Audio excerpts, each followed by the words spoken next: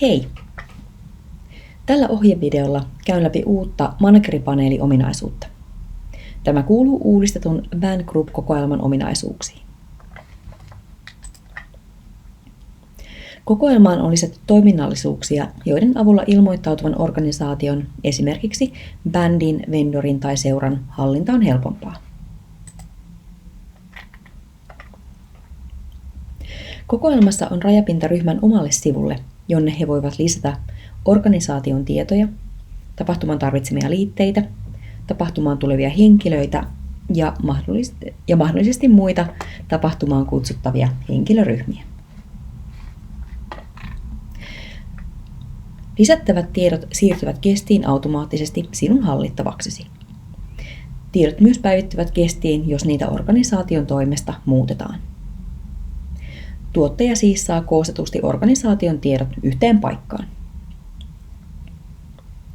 Tuottaja voi kirjoittaa organisaation sivulle heitä koskevan viestin. Esimerkiksi pyytää lisätietoja tai ilmoittaa vaikka muutoksista.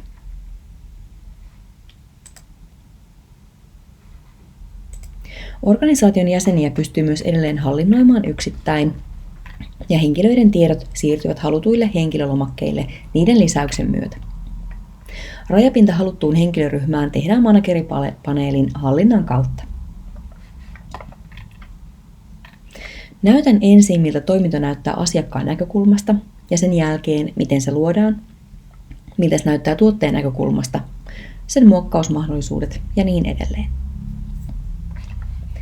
Eli ensin ryhmän yhteyshenkilö ilmoittautuu tekemällänne lomakkeella.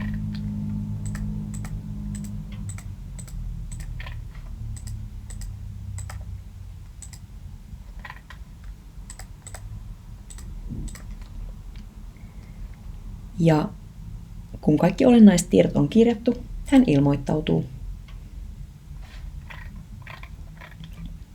Tämän jälkeen hän saa sähköpostin, missä ovat linkki kirjautumiseen, käyttäjätunnus ja salasana. Jos organisaatio hyväksytään automaattisesti tapahtumaan, placeholderit voi lisätä automaattisesti lähtevään vahvistusviestiin.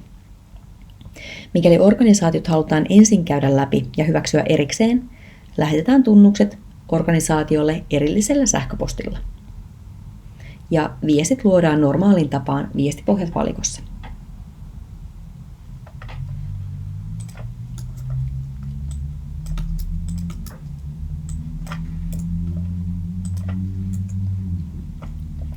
Organisaation yhteyshenkilö kirjautuu saamillaan tunnuksilla tilille. Mikäli tunnukset unohtuvat tai katoavat, ne voi lähettää helposti uudelleen. Huomioitavaa on kuitenkin se, että salasana vaihtuu jokaisella lähetyskerralla.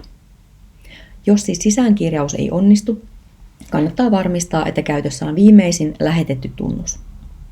Organisaatio voi kirjautua sivuilleensa niin monta kertaa kuin he haluavat.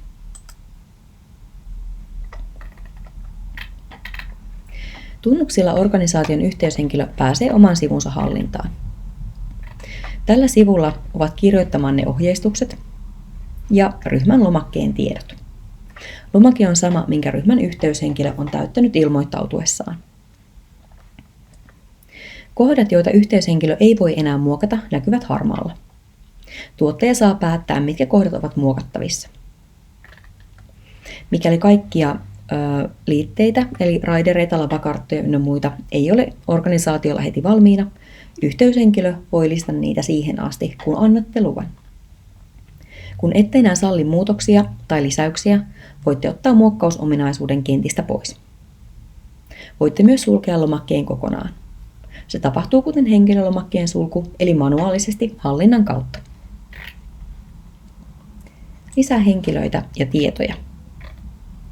Tällä sivulla ryhmään lisätään tapahtumaan tulevat henkilöt. Täällä yhteyshenkilö voi lisätä tapahtumaan tulevia henkilöitä niihin henkilöryhmiin ja niin monta kuin te annatte luvan. Täällä hän voi myös muokata ja poistaa henkilöitä. Yhteyshenkilö valitsee, mihin ryhmään hän henkilöitä lisää. Jos ryhmiä on useampia, niin saadaan valittua tosiaan alasvetovalikon kautta.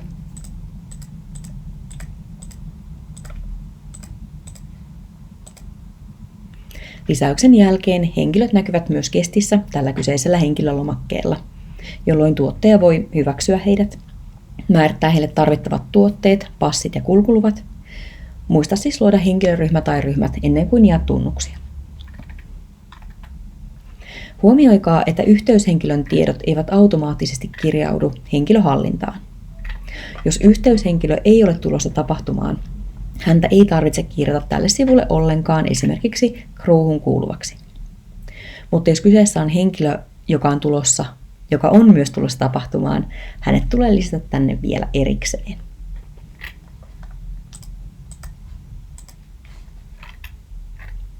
Tällä hetkellä organisaatiorajoituksia ei ole mahdollista tehdä, vaan maksimimäärä henkilöryhmissä koskee kaikkia.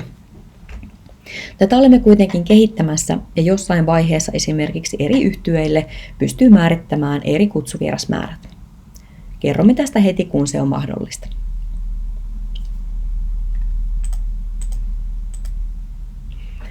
Jos henkilöä ei ole vielä teidän toimestanne hyväksytty, organisaatio pystyy muokkaamaan hänen tietojaan. Ja tiedot päivittyvät myös kestiin organisaation tietoihin ja henkilölomakkeelle. Jos henkilö on teidän toimistanne hyväksytty, häntä ei voi enää muokata, mutta hänet voi poistaa. Henkilö poistuu automaattisesti organisaation tiedoista ja henkilölomakkeesta, jonne hänen tietonsa on liitetty. Poistamisesta ei kuitenkaan tule ilmoitusta, samoin kuin ei muutoksen teosta, mikä on hyvä huomioida esimerkiksi kulkulupa-asioissa. Eli tämä on se näkymä, minkä organisaation yhteyshenkilö näkee, mihin yhteyshenkilö voi tehdä muutoksia ja lisätä henkilöitä, eli missä hän hallitsee organisaation tietoja. Ennen manageripaneelin luomista huomioidaan tosiaan vielä yksi asia, eli se henkilöryhmien luonti. Koska organisaation lisättävät henkilöt liitetään tapahtuman eri henkilöryhmiin, tulee halutut henkilölomakkeet luoda ennen tunnusten lähettämistä.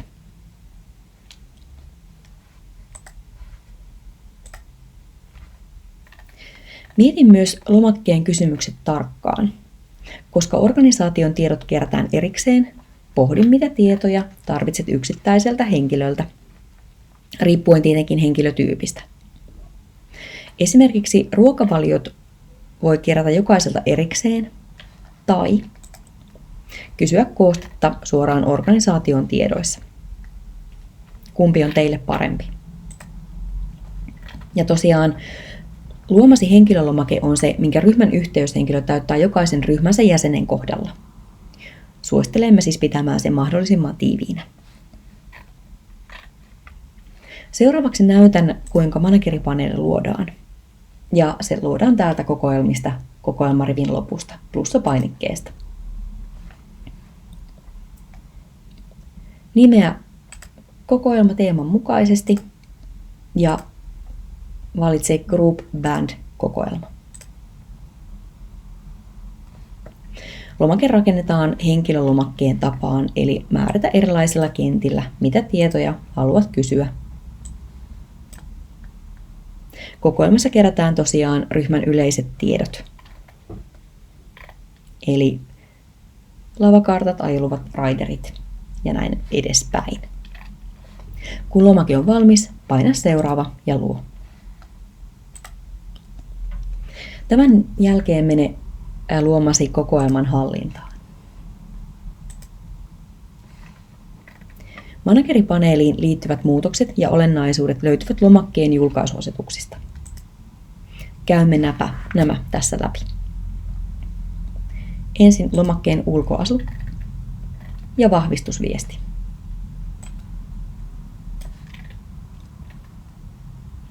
Mikäli organisaatio hyväksytään automaattisesti ilmoittautumisen myötä, voitte lisätä linkin, käyttäjätunnuksen ja salasanan suoraan vahvistusviestiin. Näitä placeholdereita ei tarvitse muistaa ulkoa, vaan ne löytyvät täältä kentän alta. Lähetettäessä ne generoituvat vastaanottajalle. Lopusta löytyy 2 uutta kenttää. Manager-kirjautuminen info ja Manager-sivun info. Manager-kirjautuminen infoon voitte kirjoittaa ohjeistuksen ryhmälle omalle sivulle kirjautumiseen ja ohjeistaa vielä, mihin ottaa yhteyttä, mikäli tunnukset eivät toimi. Manager-sivun infoon voitte kirjoittaa ohjeistuksen omalla sivulla toimimiseen, toiminnallisuuksiin, olennaisiin asioihin tapahtumassanne, lisätä linkkejä, yhteystietoja, ilmoittaa aikataulusta ja niin edelleen.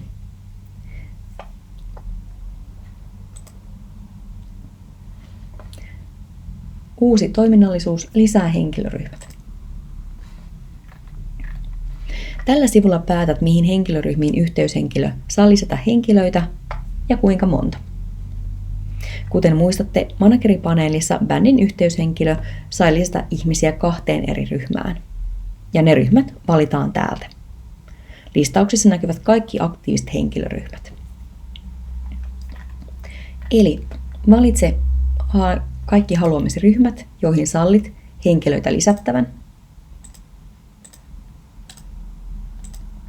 Ja määritä niille maksimimäärä per organisaatio.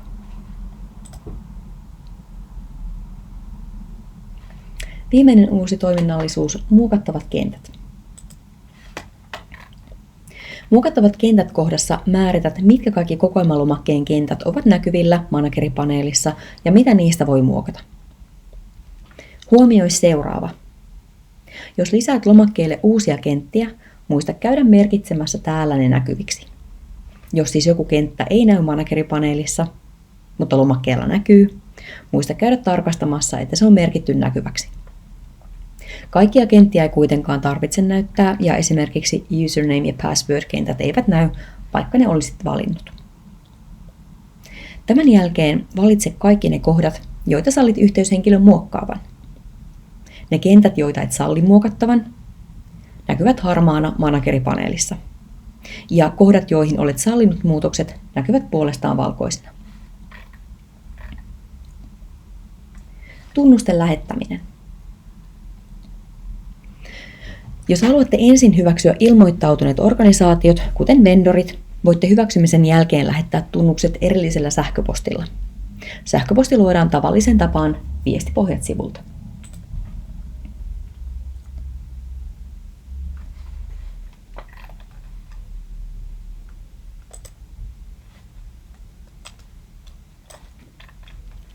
Täällä placeholdereita ei ole valmiina, vaan voit kopioida ne haluamasi ne vahvistusviestin alta, katsoa tästä videosta tai pyytää meitä lähettämään ne teille.